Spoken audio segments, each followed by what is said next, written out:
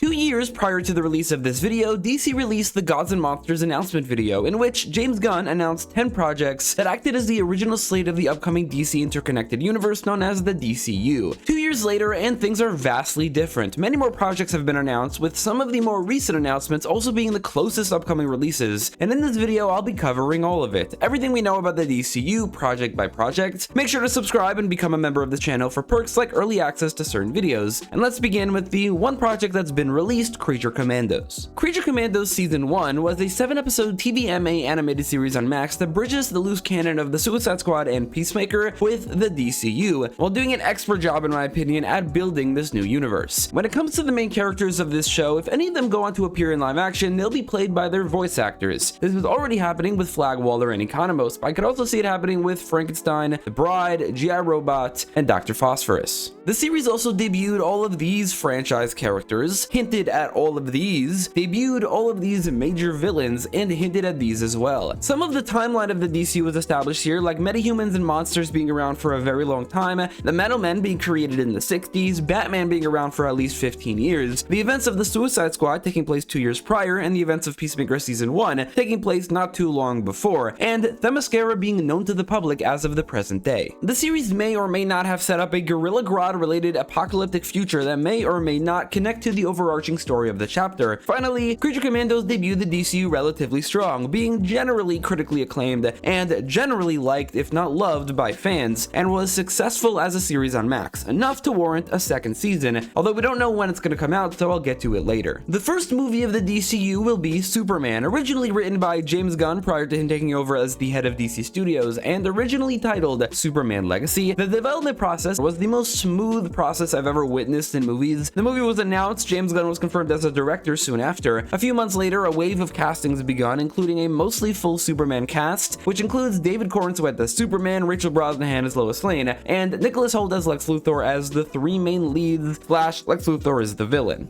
Joined by many other characters like Krypto the Superdog, Supergirl, Ma and Pa Kent, all of the main Daily Planet employees, some of Lex's sidekicks, and a few non-Superman characters like Maxwell Lord, the Engineer, Hawkgirl, Guy Gardner, Mr. Terrific, Metamorpho, and Rick Flag Sr., the latter of whom will connect the movie to the other two 2025 releases, Creature Commandos and Peacemaker. Filming began in early 2024 and ended a few months later, and the first trailer released less than 2 years after the original announcement. That first trailer garnered the largest amount of views for a DC or Warner Brothers trailer in the first 24 hours of release. Hopefully, that success translates into box office success, because the DCU's future lies on the foundation that Superman will build. That being said, there are at least 4 DCU projects that we know of that are in production and are being made anyway. As of the making of this video, post-production is in full effect, and the marketing has begun. The second series in the DCU, Peacemaker Season 2, was not mentioned as a part of the original announcement video and will release its 8 episodes starting in August 2025. The season is set in a different universe from Season 1, an unusual case for a TV show. Just about everything from Season 1 is canon, aside from the Justice League appearance and maybe a few other things, and that will be addressed. The season will have a new intro with added cast members including Rick Flag Sr. and Sasha Bordeaux. Flag's appearance following up on Peacemaker killing his son in the slightly less canon The Suicide Squad. James Gunn directed 3 out of the 8 episodes, but he wrote all of them. As of the making of this video, filming has completed, the season is in post-production, and we've seen a tiny bit of footage in a Max reel. According to Deadline, DC has an untitled release for May 2026, and there just so happens to be a DC movie that's been fast-tracked into development and is going to start production soon, Sergeant Rock. Sergeant Rock was written by Justin Kuritzkes and will be directed by Luca Guadagnino,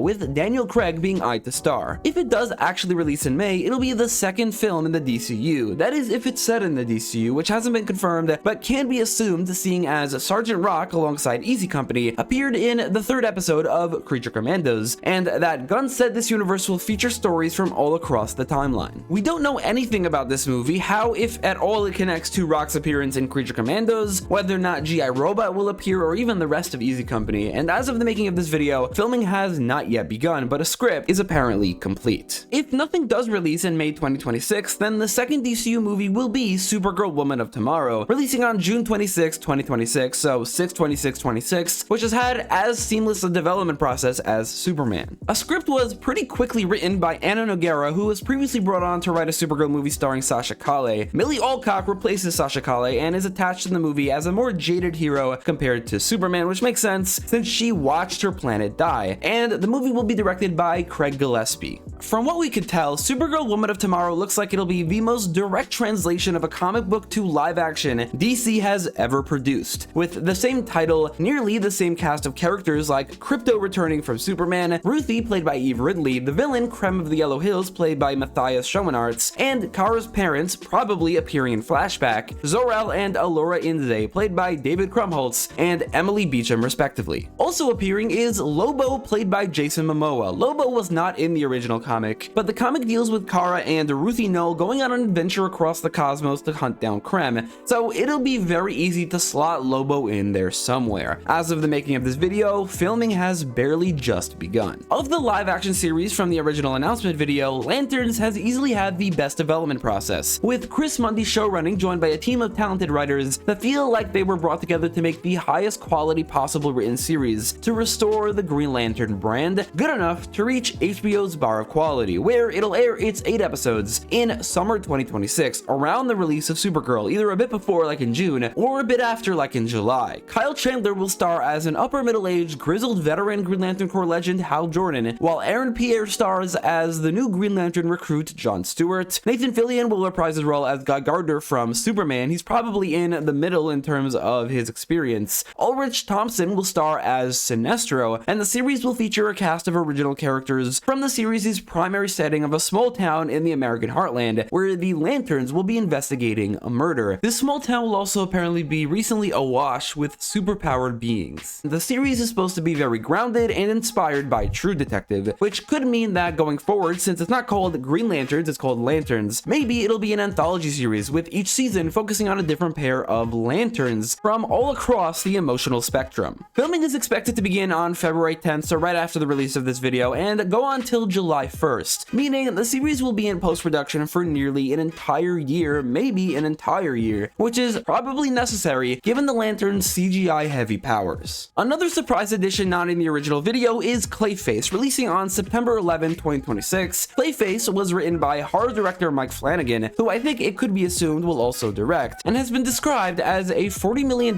budget horror tragedy and compared to the movie The Fly, suggesting that it'll be an origin story. This movie is similar to Sergeant Rock. Both are movies releasing in 2026 that weren't in the original slate, featuring characters who aren't who you'd expect to get a movie and who appeared in Creature Commandos, voiced by voice actors who will be recast for their live-action portrayals. Clayface's appearance in Creature Commandos ended in what seemed like his death, but James Gunn has confirmed that he is definitely not dead. It's entirely possible that Batman will make his live-action debut in Clayface, and it'd be a very big shame if he didn't. As of the making of this video, filming has not yet begun. The only remaining project with a release date is Dynamic Duo, confirmed for a 2028 release, but with its place in the DCU still in question. Dynamic Duo will be an animated movie created using a new puppet stop-motion technology from a studio called Swaybox, whose chief Arthur Mintz will also direct. Dynamic Duo will be written by Matthew Aldrich and will focus on the first two Robins, Dick Grayson and Jason Todd, as their friendship as youths is tested by their diverging ideas for their future, which sounds like an alternate take on the Robin history, but one I could definitely see fitting in the DCU, and seeing as Batman will debut with a history, animation would definitely be where they should fill it in, as they've already started to do with his appearance in Creature Commandos. Creature Commandos was renewed for a second season midway through the first, which also ended with a lot of questions about Ilana Rostovic unanswered, and a new team set up with the additions of Nosferatu, King Shark, and Khalees. If it takes as long between announcement and release as the first season, then season 2 should release around October 2026, which would work since a Halloween release for the monster-based show would be fitting. However, the production process should be shorter since all of the designs and castings are set, so I think it will actually release earlier than that, sometime in 2026, but maybe in the first half. Waller will be a live-action series that follows up on the events of all of the Argus-based projects like the Suicide Squad, Peacemaker, and Creature Commandos, shifting focus to Viola Davis as Amanda Waller, with Steve Agee also appearing as Johnny Economos. Waller will be showrun and written by Crystal Henry and Jeremy Carver, and was originally going to release in 2024, being the first live-action DCU series, but was delayed due to the 2023 writer's strike, and has been reworked into taking place after Peacemaker Season 2. The series will have a completely different, much darker, more grounded, and more dramatic tone than its sibling series or parent movie. It's unconfirmed, but it's rumored that Waller will air between 2025 and 2026, with rumors pointing to it also being an HBO original, like Lanterns and The Penguin before it, and it was reworked to be a lot larger than it was originally planned to be. The Brave and the Bold has seemingly been renamed to Batman the Brave and the Bold, and Andy Muschietti has been attached to direct, but that's pretty much all we've learned about the movie aside from what we learned in the original announcement video, which is that it'll be a live-action movie that is separate from the Batman franchise, and will focus on a more experienced Batman learning as a son with Talia al Ghul named Damian, who will then go on to become Robin. Since the announcement video, the Batman Part 2 has been delayed from 2025 to 2026, and now to 2027, which now means that The Brave and the Bold will release in 2028 at the earliest, but even then, that year already has a Batman and Robin movie, so it might not come out until 2029. We have learned a lot about Batman, he even appeared in Creature Commandos, but this movie is still shrouded, for the most part, in mystery. Swamp Thing has been described as a live-action origin story horror movie, which as a concept is now being done first with Clayface. The only added detail is that James Mangold has been attached to both direct and write. Swamp Thing's primary setting of Terraborn Parish appeared in Creature Commandos, but that's just about everything we've learned about this movie. However, I'd expect it in maybe 2027 or 2028. A new addition to the slate since the announcement video is Blue Beetle, an animated series following up on the 2023 movie, which is loose canon, with Zola Mariduena reprising as well as Jaime Reyes aka Blue Beetle and Kaji Da returning as well. Showrun by Miguel Puga and written by Krista Martinez, airing on Max. The show will build on that movie but tell a completely new story, which makes sense since just about only one loose thread has been left open, the whereabouts of Ted Kord. I'm assuming the new story will involve the Reach, the creators of the Scarab. Apparently, Supergirl Woman of Tomorrow script was good enough not just to fast track the movie, but also to immediately give the writer another project. Teen Titans is a live-action movie that will be written by Anna Nogueira, with the classic cartoon lineup being rumored to be the lineup of the movie. Starfire even cameoed in Creature Commandos, but apparently Wally West did as well. Dick Grayson has also been confirmed for the universe. Nothing beyond that is known. The Authority was originally described as a live-action movie and a passion project of Gunn's, focusing on a group of heroes who take matters into their own hands to do what they believe is right. Gunn confirmed the writer is on board, and the engineer was cast for Superman to be played by Maria Gabriela de Faria, but that is it. No news has come out about The Authority since. There are rumors that it'll be reworked into an animated movie, in which case I'd assume it'll release on Max since The Authority needs to be R-rated, and just about 0 R-rated animated movies are ever released theatrically. Paradise Lost will be a live-action Max series focusing on the political complexity of a pre-Wonder Woman Themyscira inspired by Game of Thrones, and has had absolutely 0 new information revealed about it since the announcement.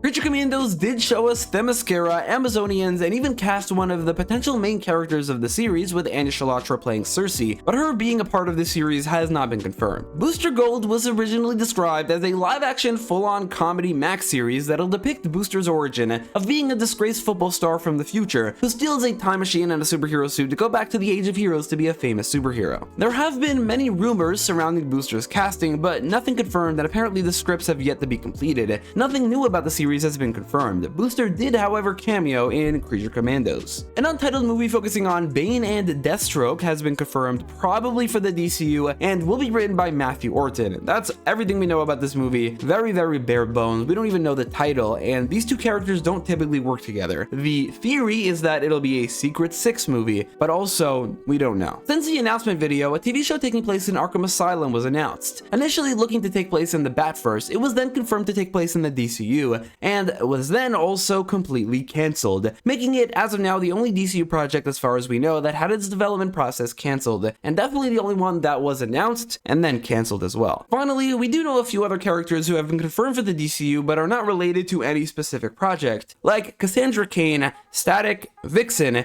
and The Huntress. James Gunn has mentioned that they're waiting a beat before putting a Flash project into development. This is likely due to the failure of the Flash movie in 2023, which is so recent that they're gonna have to wait a little for the Flash. Although the Flash as a character will appear, and in fact, a version of the Flash already has in Creature Commandos. I think we could assume the same will be true for the other DCU franchises that weren't successful, like Shazam/Black Adam, Suicide Squad, and Birds of Prey. James Gunn has mentioned that the DCU will cover all forms of media, including live-action movies, live-action shows, animated movies, animated shows, and video games. All of those have been covered aside from video games, and maybe animated movies depending on if Dynamic Duo is in the DCU. We'll see if they do actually end up making DCU video games, but if they do, expect it to be similar to the Star Wars games, telling their own contained story that just so happens to take place in the same universe. In fact, that's the approach to the universe in general. There will be an overarching through line to the chapter, but a much more subtle one compared to the MCU Infinity Saga. The universe will span different decades and centuries all across Earth and the cosmos. Every project will be able to be standalone. No project will enter production until a good script is completed, and TV shows will seemingly all have weekly releases. The DCU also has a lot of confirmed fictional locations like Bialya, Pakistan, Baravia, Jarhanapur, Gotham City, Hub City, Star City, Metropolis, the Fortress of Solitude, and Themyscira. And that is all just from the first two projects. And so that's it for this video. Let me know in the comments down below which one of these projects you're most anticipating, and also, I guess, which one you're least anticipating. For me personally, I'm most anticipating Superman, but I'm not really too interested in Sergeant Rock. Thanks so much for watching.